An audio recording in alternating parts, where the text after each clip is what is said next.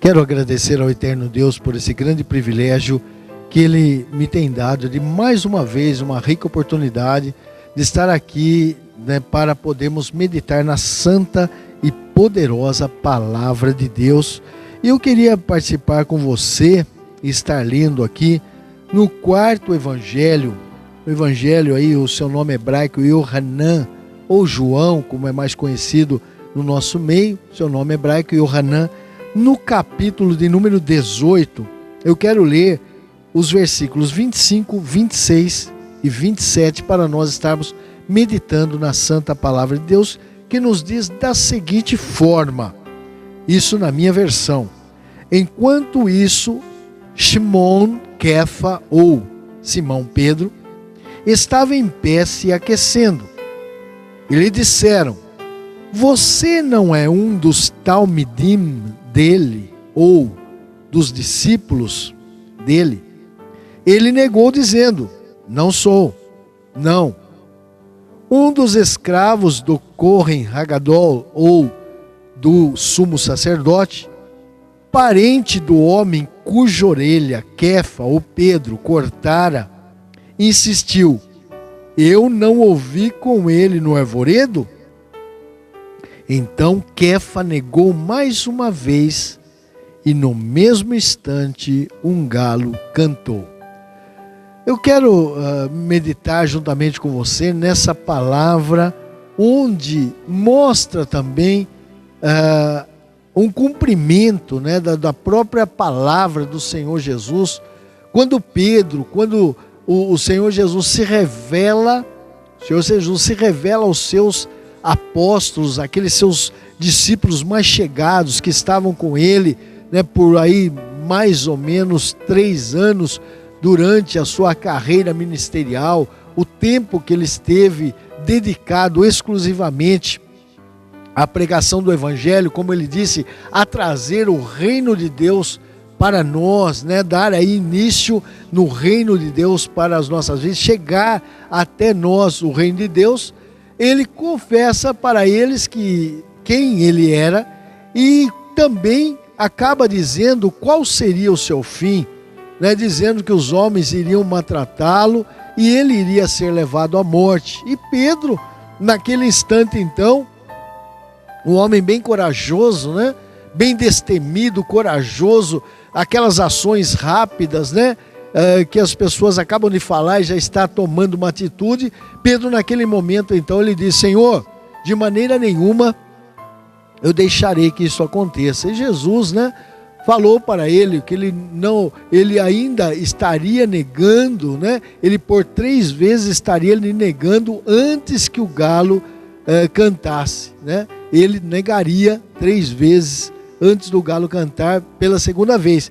E nós vemos então que veio de fato acontecer isso, quando Jesus estava ali orando no Getsemane, na prensa de olivas, ali onde tem as oliveiras, naquele campo, naquele local onde se prensava as olivas para extrair o azeite dali, naquela montanha próximo à cidade de Jerusalém.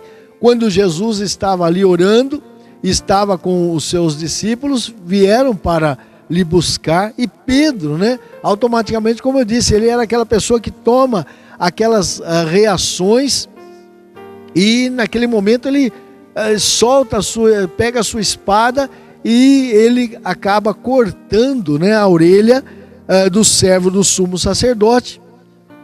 E posteriormente a isso ele some e aparece quando Jesus já estava sendo levado para ser interrogado, e é nesse momento então que faz parte a leitura, que ele chega até aquele local e as pessoas acabaram reconhecendo, as pessoas reconheceram que ele era um daqueles que estavam com Jesus, e ele então nega, ele passa a negar, dizendo que não era, Alguém conhece, chega para ele e fala assim: olha, você é um deles, né? Você é um dos discípulos desse homem aí que está sendo aí julgado, está sendo interrogado. Ele nega, né? No versículo aqui de número 25, ele acaba negando.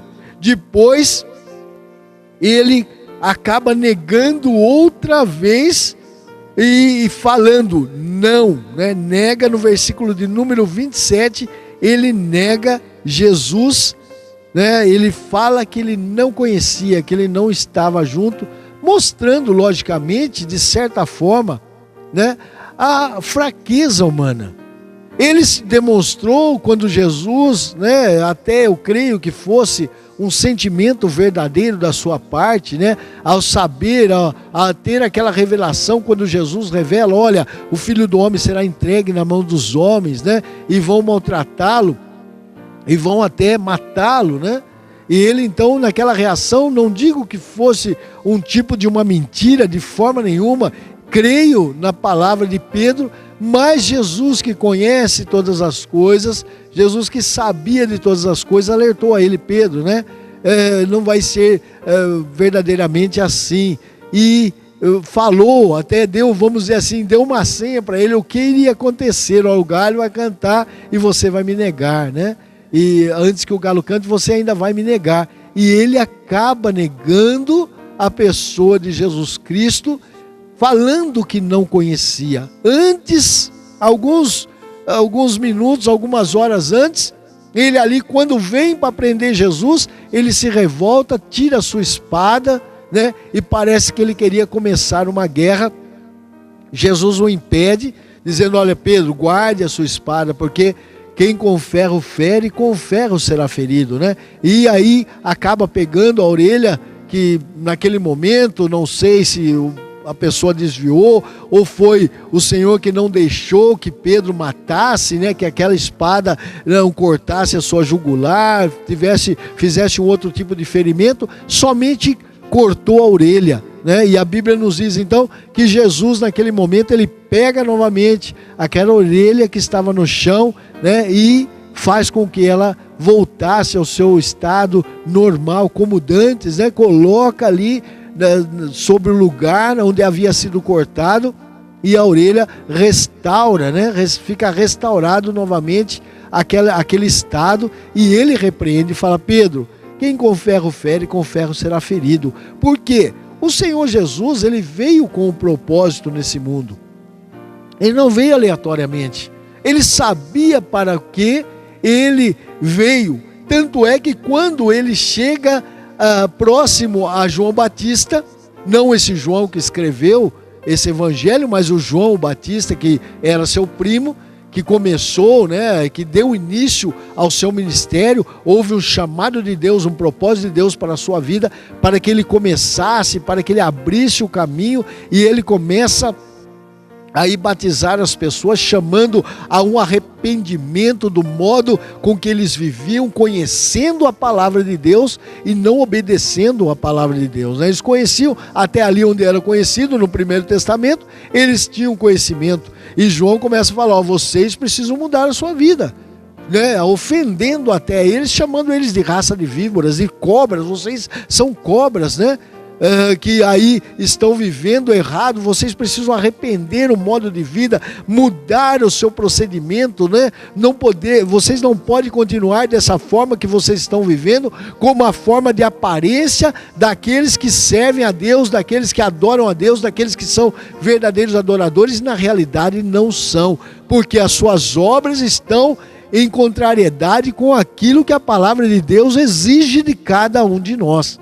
Então, João começa fazendo esse trabalho, e a Bíblia diz que então ele estava próximo ao Jordão, aparece ali pregando o arrependimento, chamando as pessoas e batizando, né? Levando eles ali a um batismo, para que agora, com o novo arrependimento daquilo que eles estavam fazendo, eles começassem uma nova vida. E não foi diferente com Jesus. Ele não esteve fora, né, desse propósito do Senhor na vida dele, e ele chega até João Batista. E quando João Batista olha para ele e fala: olha, eis aí o Cordeiro de Deus que tira o pecado do mundo. Então, quando ele fala isso, logicamente Jesus sabia já o propósito dele, porque o Cordeiro que tiraria o pecado, o Cordeiro que era levado nos seus tempos, né, até ali o sacerdote, ele era morto, ele era sacrificado, o seu sangue era derramado, ele era queimado ali no altar para que houvesse ali um esquecimento, né, para que aguardando algo melhor que viesse a acontecer, que era a pessoa de Jesus. Então eles levavam os animais substituíam a penalidade, e o Senhor então acabava por não exterminando aqueles que confiavam, que tinham fé, que acreditavam na sua palavra, e aí acabavam levando então os animais para o sacrifício, para que pudesse ser substituído a morte que cabia, né, ao extermínio que cabia ao ser humano. Então eles levavam o animal, e o Senhor então não agia naquele momento, mas o pecado não saía. Por quê? Porque na realidade se aguardava o Messias, se aguardava o ungido, se aguardava o Cristo, que iria vir para verdadeiramente fazer uma ação de extermínio do pecado. Por isso, quando João Batista, que era primo de Jesus, né, depois de muito tempo ali, já os dois adultos, já numa idade aí, né, próximo aí dos 30 anos, ele aparece até onde estava João Batista, ele vai para estar próximo a João Batista e vai também para ser batizado, né, e o João já automaticamente já aponta para Jesus e diz, né, talvez ali dentro do Rio Jordão, e Jesus aparece ali na cabeceira, né, do rio, na margem do rio, né, ele provavelmente olhou para cima e disse: olha, eis aí o Cordeiro de Deus que tira o pecado do mundo. E quando Jesus chegou até ele, ele disse: olha, eu não sou digno de desamarrar as suas sandálias, né, e tu vens a mim para que eu o batize. Ele falou: eu não sou digno disso. E Jesus disse: olha, faça isso, né, faça isso, cumpra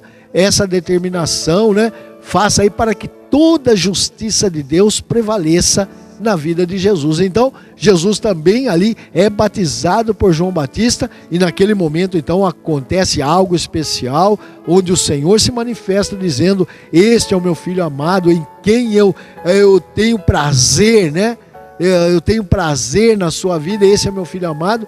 Aparece também a figura do Espírito Santo descendo em forma corporal de uma pomba, né? Desce ali até onde estava Jesus.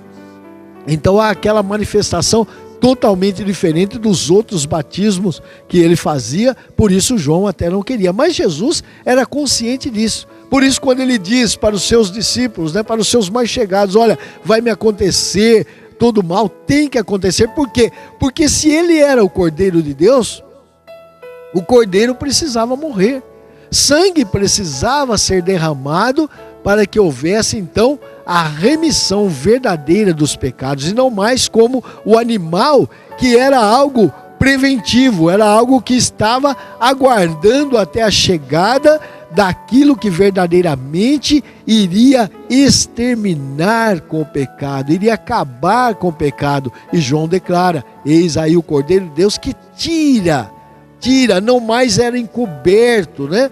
Porque os animais, o sangue dos animais somente encobria o pecado para que o Senhor não agisse sobre aquelas pessoas, né? Mas agora Jesus vem para tirar. Então, tanto aqueles que morreram nessa esperança, levando lá seus animais, né, para o sacrifício, para o perdão dos pecados. Então, não foi à toa, né? Não foi sem importância o sangue derramado pelos animais, mas na realidade não valia, era algo que precisava de uma substituição melhor para que fosse exterminado, né? É como se a gente aí passar por uma dificuldade, né, física aí, com uma enfermidade, e às vezes nós tomamos um remédio até que nós venhamos a passar pela cirurgia, né? Então tomamos um remédio para amenizar a nossa dor, mas não somos curados através daquele remédio. Ele somente aguarda o quê? Que venha depois então uma cirurgia que retire aquele mal para que aí sim, né, nós possamos receber a recuperação, porque a cirurgia vai tirar o mal. Então, se só tomarmos o remédio, não vai. Nós ficamos no aguardo do quê? Até chegarmos o momento onde a cirurgia vai tirar o mal, vai, né, tirar de nossa vida tudo aquilo que está nos prejudicando. O remédio tem certa validade.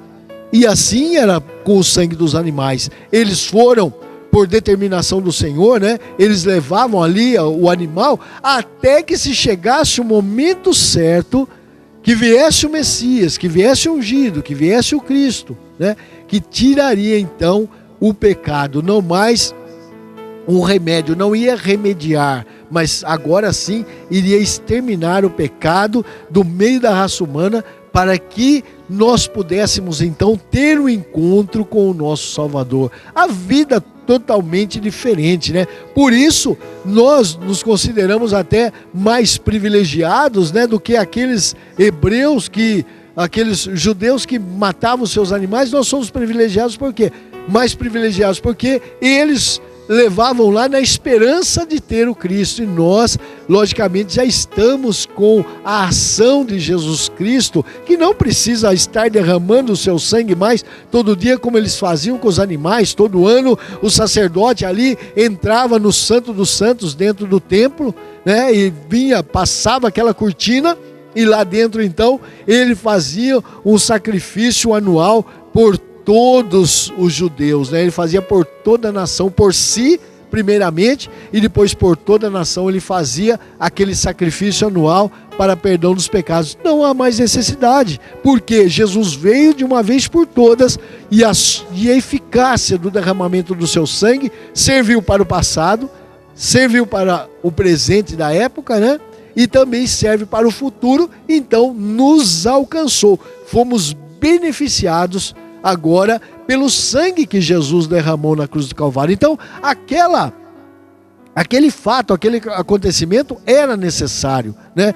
Pedro não poderia tentar interromper, qualquer um outro não poderia tentar interromper, porque chegou a hora. O próprio Jesus falou para eles, quando levou eles lá e estava orando, ele falou: é chegada a minha hora, né? E a aflição de Jesus foi tão grande, que até a Bíblia conta que o seu suor, né, quando ele suou, ele transformou em gotas de sangue. Quer dizer, ele passou por uma agonia tão grande que os vasos sanguíneos ali se dilataram, e não somente mais a água, né, como o líquido aqui, a água, que nós estamos acostumados, né, a verter pelo nosso corpo quando nós suamos, né, e o sangue fica retido devido à sua molécula ser maior, né? Ela não passa nos vasos sanguíneos ali, naqueles microvasos. A água passa, mas passa alguns minerais, mas não passa o sangue.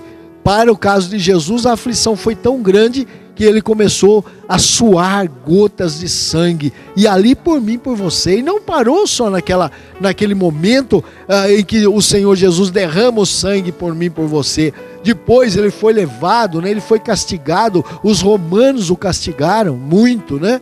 Foi levado ali, entregue à guarda ali romana, e eles então castigaram Jesus, eles açoitaram Jesus, derramaram sangue, puseram, né, uma coroa de espinhos em sua cabeça, batiam com uma cana, né, nos espinhos ali, e aquilo ali afundava no seu corpo, e o sangue mais uma vez derramado. E depois, lá quando ele chegou, né, na sua crucificação, quando ele foi estaqueado, né, ele então pôde também derramar mais uma vez, né, o sangue. Quando eles enfiaram aqueles cravos em suas mãos e em seus pés, foi enfiado o cravo, derramou sangue. E por fim, já depois de morto, né, a Bíblia diz que então os soldados não quebraram as suas pernas, porque o próprio Salmo já profetizava: nenhum dos ossos serão quebrados, ou foram quebrados, né?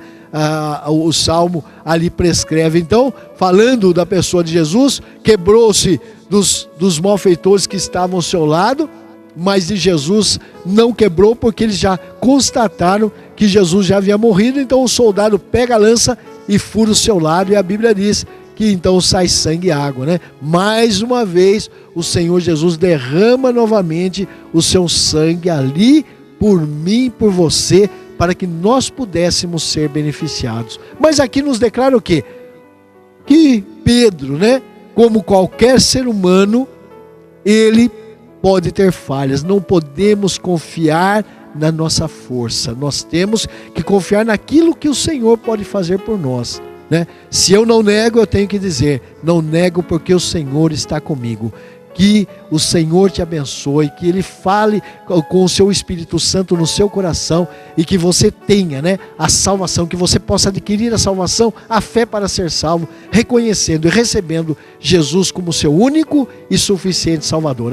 Aproveite essa oportunidade, reconcilie sua vida com Cristo ou aceite Ele se você nunca aceitou, porque Ele veio derramar seu sangue, e mesmo que você seja falho, saiba, Jesus é aquele que nos dá força para vencermos. Pedro negou, mas depois chora amargamente, arrependendo pelo seu estado, pelo que ele fez com Cristo. Que você também, se está fora, venha, né? Se arrependa da sua vida e faça um novo pacto com Cristo, é o que Ele espera de você. Amém.